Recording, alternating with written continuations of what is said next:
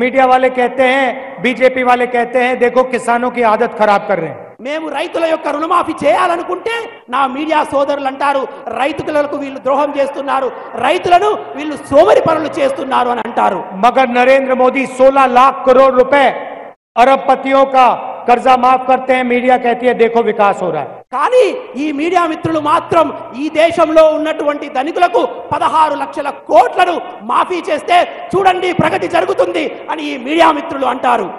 आज 22 लोगों के पास उतना ही पैसा है जितना 70 करोड़ हिंदुस्तानियों के पास है। ఈ రోజు కొంతమంది ఉన్నటువంటి ధనికుల దగ్గర మొత్తం డబ్బంతా కేవలం ఈ దేశంలో ఉన్నటువంటి 130 కోట్ల ధనికుల బీదల దగ్గర ఉన్న డబ్బుతో సమానం। तो ये कांग्रेस पार्टी बदलने जा रही है। ఇదే కాంగ్రెస్ పార్టీ మార్చాలని అనుకుంటుంది।